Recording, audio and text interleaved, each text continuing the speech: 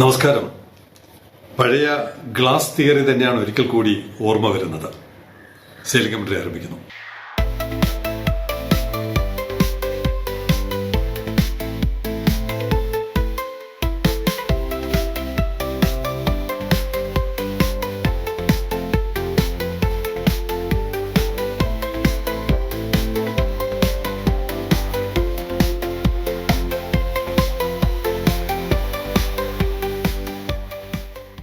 നമുക്കിവിടെ ഉദ്ഘാടനത്തിന്റെ ഘോഷയാത്രകൾ നിരവധി നടന്നിട്ടും gate തുറക്കുന്നില്ല.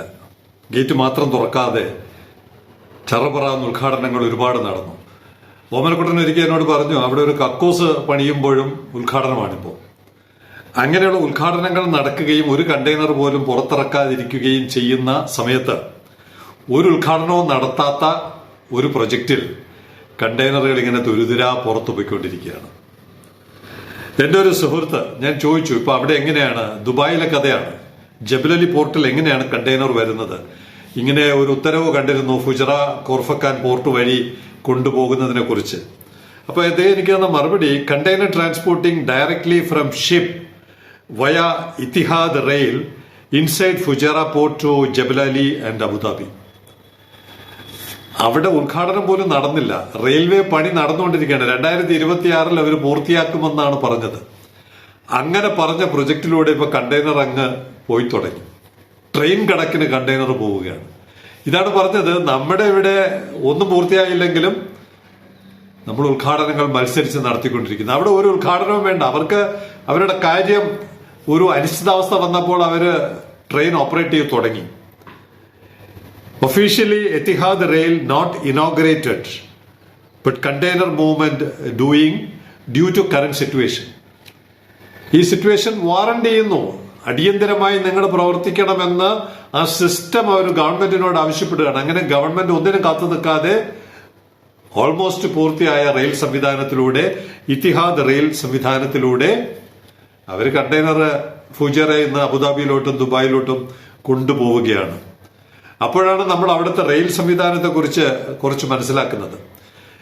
Ittihad rail is connecting the countries key centres of trade, industry and population, acting as a catalyst for economic growth and sustaining social development. ഇത് രണ്ടും നമ്മുടെ ഇവിടെ ബാധകമല്ലല്ലോ. അതുകൊണ്ട് നമുക്കിവിടെ ഗേറ്റും തുറക്കണ്ട, ഒന്നും ചെയ്യേണ്ട. അവർക്ക് ആ നാട്, ആ ഭരണകൂടം, ജനങ്ങൾ, അവിടുത്തെ ട്രേഡ് തുടങ്ങിയവയൊക്കെയാണ് വലുത്. ഞാൻ ദുബായിൽ നിന്ന് അബുദാബി വരെ കാറിൽ യാത്ര ചെയ്തിട്ടുണ്ട്. കാറിലും ചെയ്തിട്ടുണ്ട്, അവിടുത്തെ ട്രാൻസ്പോർട്ട് ബസ്സിലും പോയിട്ടുണ്ട്. ഏകദേശം 1.5 മണിക്കൂറൊക്കെ എടുക്കുമെന്നാണ് എന്റെ ഒരു ഓർമ്മ. വർഷങ്ങൾക്ക് മുമ്പാണ് പോയിട്ടുള്ളത്. അതിപ്പോ 57 മിനിറ്റ് കൊണ്ട് അബുദാബി ദുബായ് ഡിസ്റ്റൻസ് കവർ ചെയ്യുന്നതാണ് ഈ പുതിയ ട്രെയിൻ സംവിധാനം. 900 കിലോമീറ്റർ നെറ്റ്വർക്ക്. ഒരേ സമയത്ത് ഒരു ട്രെയിനിൽ 400 പേർക്ക് യാത്ര ചെയ്യാം. Will be launching by this year. ഈ വർഷം ഏതെങ്കിലും സമയത്ത് ഉദ്ഘാടനം ചെയ്യാം. ഉദ്ഘാടനത്തിനൊന്നും കാത്തു നിൽക്കാതെ അവർ ഫുജറയിൽ നിന്ന്, വേറൊരു എമിറേറ്റ് ആണല്ലോ ഫുജറയിൽ നിന്ന് കണ്ടെയ്നർ ദുബായിലോട്ടും അബുദാബിയിലോട്ടും കൊണ്ടുപോകുന്നു. ഇതാണ് ഈ ഗ്ലാസ് എന്ന് പറയുന്നത്.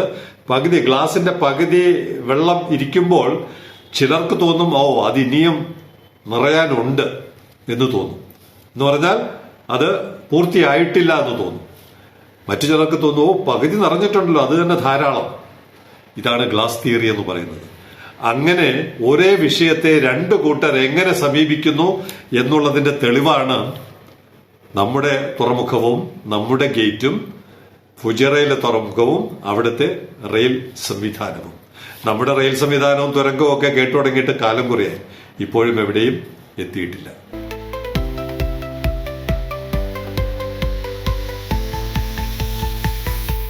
നമ്മുടെ ഇപ്പോഴത്തെ പ്രധാന പ്രശ്നം എന്താണ്?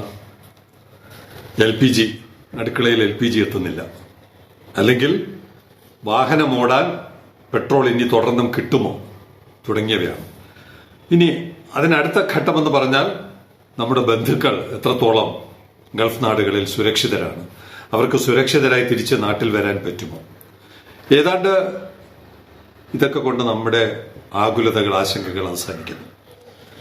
നമ്മൾ നമ്മുടെ തുറമുഖം കെട്ടിപ്പൊക്കിയിരിക്കുന്നത് അവിടെ കപ്പലുകൾ വരാൻ വേണ്ടിയാണ്, ചരക്കുകൾ കൊണ്ടുവരാനാണ്, കണ്ടെയ്നറുകൾ കൊണ്ടുവരാനാണ്. ഇതാരാണ് കൊണ്ടുവരുന്നത്? അവരെ കുറിച്ച് നമ്മൾ ചിന്തിക്കുന്നുണ്ടോ ഈ സമയത്ത്? യഥാർത്ഥത്തിലുള്ള പോരാളികൾ അവരാണ്.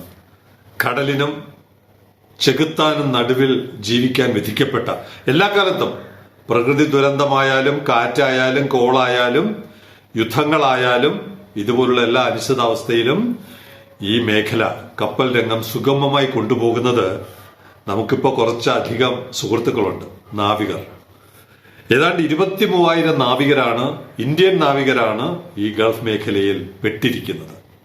About 23,000 Indians working on merchant harbor and offshore vessels across the wider Gulf region.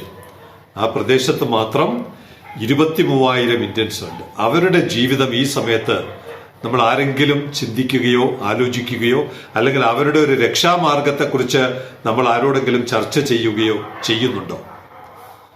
Hundreds of tankers and cargo ships have been waiting to pass through the Strait of Hormuz. ഈ ഹോർമോസ് കടന്നു വരുന്ന നമ്മുടെ ചർച്ച എന്താണ്? Petrol, diesel, crude oil അടങ്ങിയ കപ്പൽ കടന്നോ? നമ്മുടെ വിദേശകാര്യമന്ത്രി ഇറാൻ വിദേശകാര്യമന്ത്രിയുമായിട്ട് സംസാരിച്ചോ? ഇവിടെ അവസാനിക്കുകയാണ്. അതിനകത്തിരിക്കുന്ന മനുഷ്യ ജീവനെക്കുറിച്ച് നമ്മളിൽ എത്ര പേർ ആശങ്കപ്പെടുന്നുണ്ട്? തീർച്ചയായും അവരുടെ ബന്ധുക്കൾ, സുഹൃത്തുക്കൾ തീർച്ചയായും ആശങ്കപ്പെടുന്നുണ്ടാവും. പക്ഷെ പൊതുസമൂഹം, talking about the common civic സൊസൈറ്റിയെ കുറിച്ചാണ്. നമ്മൾ എത്ര പേരാണ് ആ ഒരു സമൂഹത്തെക്കുറിച്ച് ചിന്തിക്കുന്നത്? Hundreds of tankers and cargo ships have been waiting to pass through the Strait of Hormuz, where Iranian attacks have killed 3 Indian crew members and left another missing. ഏതാണ്ട് 4 പേരും മരിച്ചു എന്ന് തന്നെ നമ്മൾ കരുതണം. ഇന്ത്യക്കാർ അത്രയധികം ആശങ്കപ്പെടുത്തുന്ന ദിവസങ്ങളിലൂടെയാണ് നമ്മുടെ സഹോദരങ്ങൾ എല്ലാവരും, ഇന്ത്യക്കാർ മാത്രമല്ല, ലോകത്തുള്ള എല്ലാവരുടെയും കാര്യത്തിൽ സെയിലിംഗ് കൺട്രി കൺസേൺ ആണ്. അതുകൊണ്ടാണ് ഈ റിപ്പോർട്ട് അവതരിപ്പിക്കുന്നത്. India is the world's 3rd largest supplier of seafarers. ലോകത്തിൽ ഏറ്റവും കൂടുതൽ സീഫെയറേഴ്സിനെ സപ്ലൈ ചെയ്യുന്നതിൽ 3ാം സ്ഥാനത്താണ്, with more than 3 lakh sailors working across global shipping fleets. 3 ലക്ഷം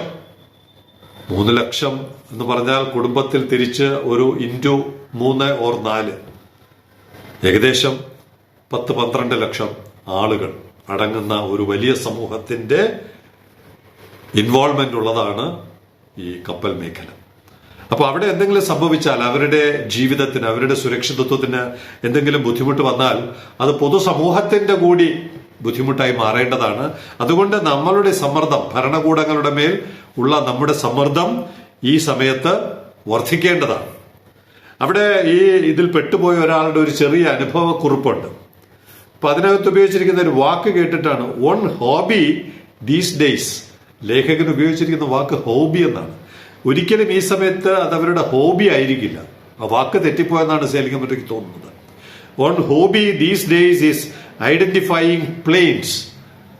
നമ്മുടെ പാസഞ്ചർ വിമാനമല്ല, യുദ്ധവിമാനങ്ങൾ, തലയ്ക്ക് മുകളിലൂടെ ചീറിപ്പാഞ്ഞു പോകുന്ന യുദ്ധവിമാനങ്ങൾ ശ്രദ്ധിക്കുക. ഹോബിയല്ല, ശ്രദ്ധിക്കേണ്ടി വരുന്നു, അപായം എന്നുള്ള നിലയ്ക്ക്.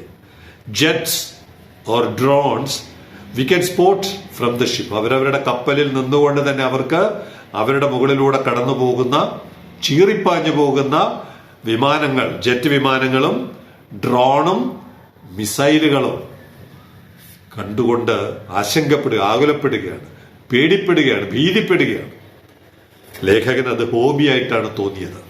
ഞാനത് തിരുത്താൻ ശ്രമിക്കുകയാണ്. We can spot from the ship sleeping is hard. ഇപ്പോൾ ഉറക്കമില്ലാത്ത രാത്രികൾ. There is a lot of anxiety. Anxiety എന്താണ്? About their life and about their family. നമ്മളിൽ എത്ര പേർ ഈ ഒരു ആങ്സൈറ്റിയോടെ ഓരോ ദിവസവും ഇരുട്ട് വെളുപ്പിക്കുന്നുണ്ട് എന്നുള്ളത് കൂടി നമ്മൾ ഈ അവസരത്തിൽ ചിന്തിക്കേണ്ടതാണ്. കാരണം അത്തരം ഒരു സമൂഹം ഉണ്ടെങ്കിൽ മാത്രമേ നമ്മുടെ സ്വപ്ന പദ്ധതിയായ ട്രിവാൻഡ്രം പോർട്ട് വിജയിക്കുകയുള്ളൂ. അത്തരം നാവികരില്ലാതെ ഓട്ടോമേറ്റഡ് പോർട്ടായിട്ട് കുറച്ചു കാലം കഴിയുമ്പോൾ ചിലപ്പോൾ ഓട്ടോമേറ്റഡ് പോർട്ടാവും. അപ്പോഴും കപ്പലുകൾ ഓട്ടോമേറ്റഡ് അല്ല. കപ്പലുകൾ ജീവനക്കാരുടെ എണ്ണം ചിലപ്പോൾ കുറയുമായിരിക്കും. കുറെ കാലം കഴിയുമ്പോൾ ഓട്ടോമേറ്റഡ് കപ്പൽ വരും. എത്ര തന്നെ ആയാലും ഈ ഒരു സമൂഹം എല്ലാ കാലത്തും എവിടെയെങ്കിലും ഒക്കെ ഇല്ലാതെ ഈ സെക്ടർ മുന്നോട്ട് പോവുകയില്ല എന്നുള്ളിടത്ത് ഈ പറയുന്ന നാവികരെ കുറിച്ച്, ഒറ്റപ്പെട്ടു പോയി ദുരന്തത്തിൽ അകപ്പെട്ടു പോയിരിക്കുന്ന ആ നാവികരെ കുറിച്ച് നമുക്ക് ഒരു നിമിഷം വേദനയോടെ ഓർക്കാം.